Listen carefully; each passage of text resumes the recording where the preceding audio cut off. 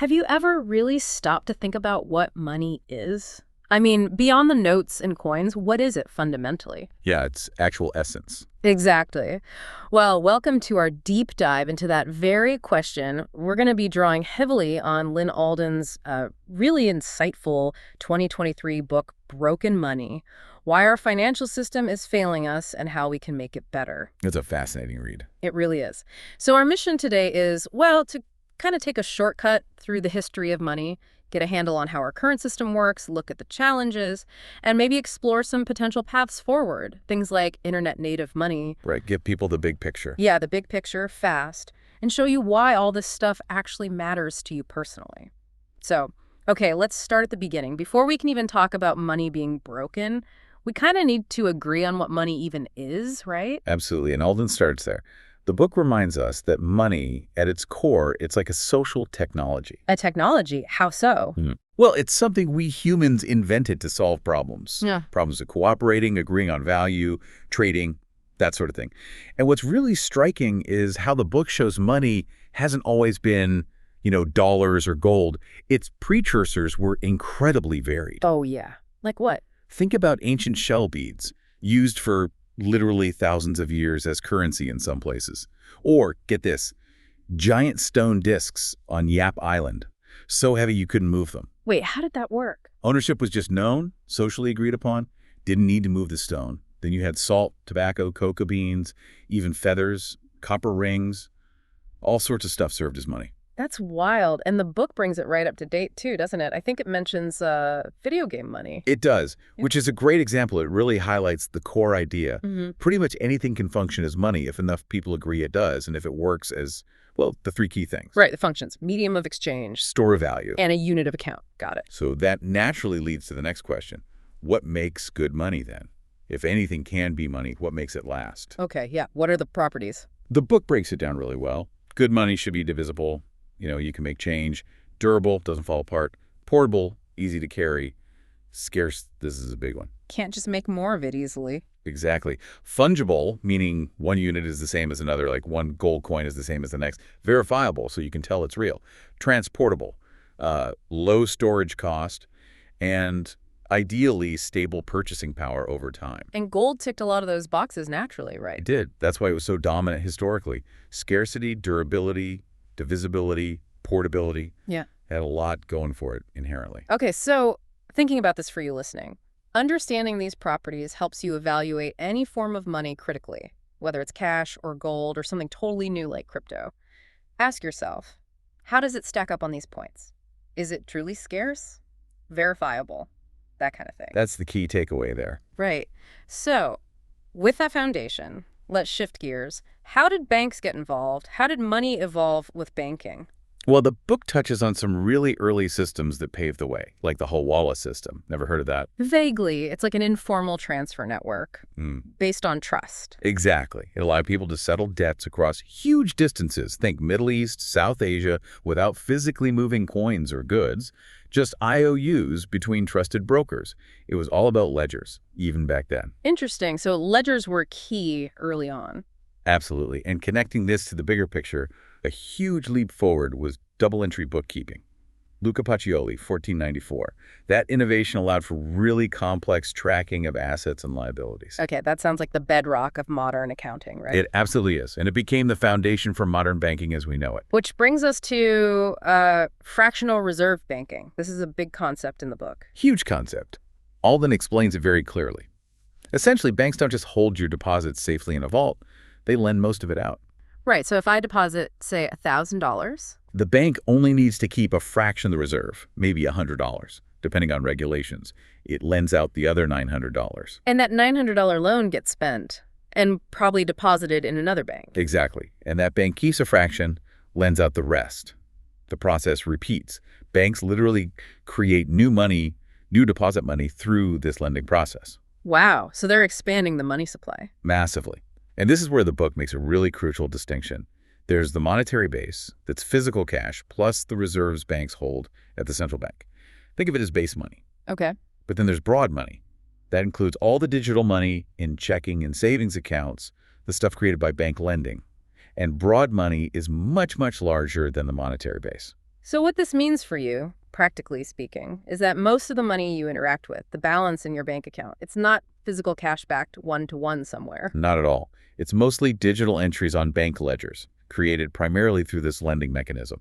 It's a debt-based system. That's quite a realization when you first grasp it. It really shifts your perspective. Okay, so moving on chronologically. The book then walks us through some major shifts in the global money system, especially in the 20th century. Things got messy. Very messy. Wars played a huge role. World War I, World War II, governments needed massive amounts of funding. The easiest way, print money. Which puts a strain on any system linked to gold, right? Because you can't just print gold. Exactly. It put immense pressure on the existing gold standards, leading many countries to abandon them, at least temporarily. Then, after World War II, there was an attempt to bring order back with the Bretton Woods Agreement. Right, 1944. What was the core idea there? The idea was to create stability. The U.S. dollar was pegged to gold at a fixed rate, $35 an ounce. Then all other major currencies were pegged to the U.S. dollar. So the dollar became the world's reserve currency, kind of anchored to gold. Kind of anchored. But then something big happened in 1971. The Nixon shock. Yeah, that was the turning point. Facing pressures, like other countries wanting to redeem their dollars for gold, the U.S., under Nixon, just unilaterally ended the dollar's convertibility into gold. Closed the gold window, as they said. Just stopped it. Just stopped it. Overnight, essentially. And that effectively moved the entire world onto a pure fiat money system. Money backed by government decree, not by a physical commodity. And right after that, or around then, we get the rise of the petrodollar system. That's right. It wasn't immediate, but deals were struck, particularly with Saudi Arabia, where oil, a globally essential commodity, would be priced predominantly in U.S. dollars in return for security guarantees and other things. So countries needed dollars to buy oil, which created constant demand for dollars globally. Precisely. It helped solidify the dollar's dominant role even after the gold link was broken. So why is this history lesson important now? Why should you care about Bretton Woods or the Nixon shock today? Well, because it shows that the way global money works, the dollar's role, it's not some natural law. It's the result of very specific historical events and political decisions. It wasn't inevitable. Not at all. Alden describes it as this major shift, moving control over the nature of money away from a decentralized commodity like gold toward a more centralized, politically managed system.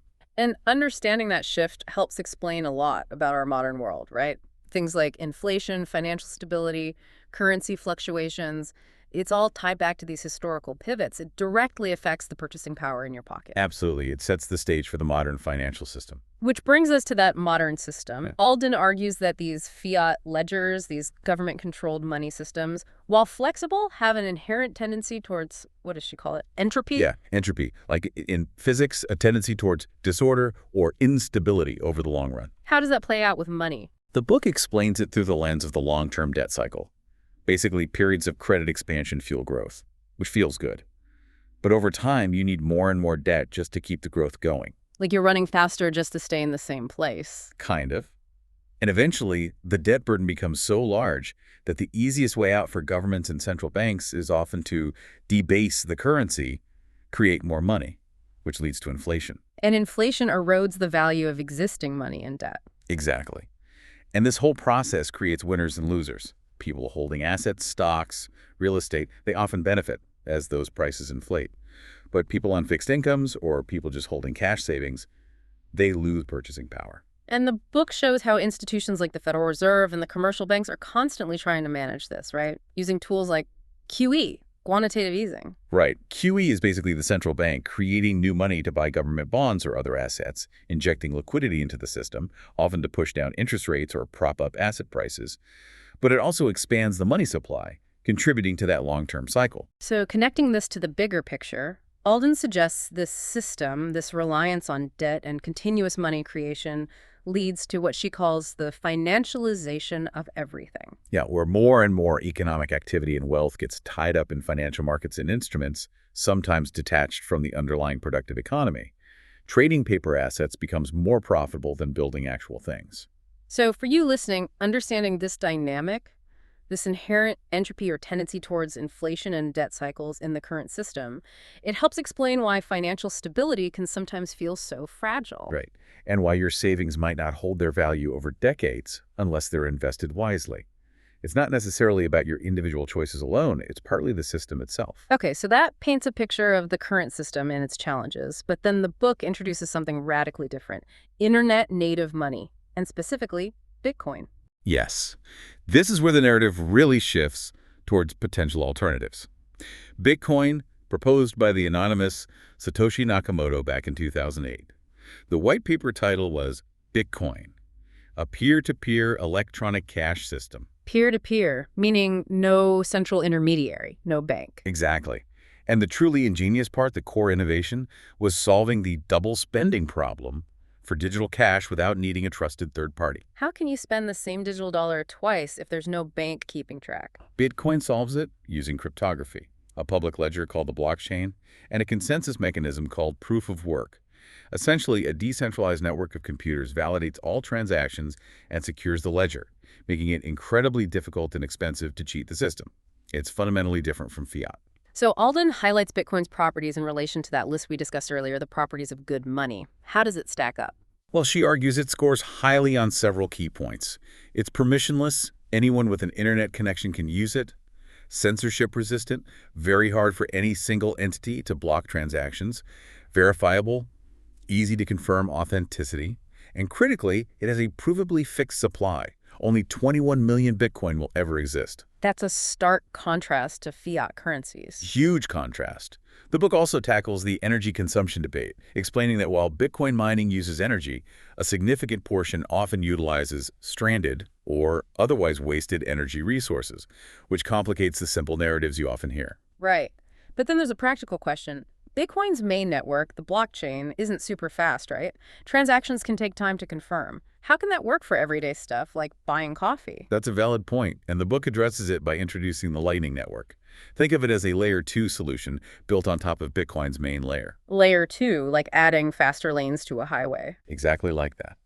The Lightning Network allows for near-instantaneous, extremely cheap transactions that don't all need to be recorded immediately on the main blockchain. They get settled later. This makes Bitcoin far more practical for small, frequent payments. Okay, so what this means for you is that Bitcoin isn't just digital gold. With solutions like Lightning, it's aiming to be a functional medium of exchange too, offering a completely different monetary model, one native to the internet, outside traditional controls. Got a whole new paradigm being built. So finally, the book takes an even wider view. It connects all this financial technology to really big questions about privacy and human rights. Yeah, this part is quite profound. It points out that as traditional finance becomes more digital, think less cash, more cards, more apps, it potentially enables much greater surveillance. Every transaction can be tracked, logged, analyzed. Centralized digital ledgers mean central points of control and monitoring. Precisely. And the book contrasts this trajectory with what it calls a potential world of openness, represented by decentralized systems like Bitcoin versus a potential world of control. And that world of control could include things like central bank digital currencies, CBDCs. Exactly. The book raises concerns shared by many privacy advocates that CBDCs, while offering potential efficiencies, could also give governments unprecedented visibility and even control over individual spending.